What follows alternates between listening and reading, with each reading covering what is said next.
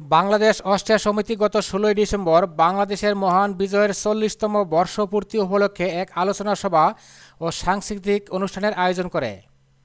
স্থানীয় এক কমিউনিটি সেন্টারে অনুষ্ঠিত আলোচনা সভায় সভাপতিত্ব করেন সমিতির সভাপতি জনাব নিয়ামুল বশির এবং সভা পরিচালনা করেন সাধারণ সম্পাদক চৌধুরী মোহাম্মদ লিটন।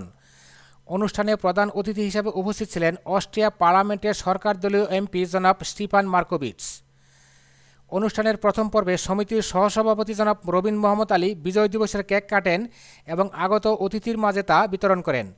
সভাপতি তার বক্তব্যে স্বাধীনতা যুদ্ধের সংক্ষিপ্ত ইতিহাস বর্ণনা করেন এবং আগত বিদেশি অতিথির উদ্দেশ্যে জার্মান ভাষায় অনুবাদ করে তা ব্যাখ্যা করেন। আমাদের দেশের পতাকা পেয়েছি, পতাকাটা সবুজ কেন, সমুদ্রের মাঝে লাল কেন, এটা যদি আমরা জানিয়ে যেতে না পারি তাহলে আমাদের পরবর্তী প্রজন্ম ৯ মাস যুদ্ধ করে এই মহান স্বাধীনতা, এই বিজয় এনেছে অনেক মা বোনের ইজ্জতের বিনিময়ে মুক্তিযুদ্ধের স্বাধীনতা, এই বিজয় দিবস।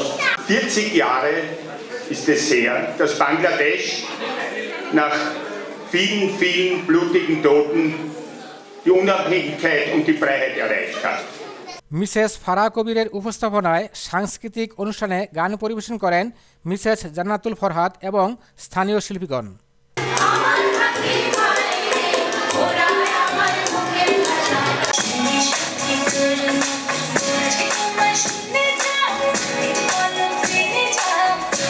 Shamsul Islam, Bangla TV, Vienna, Austria.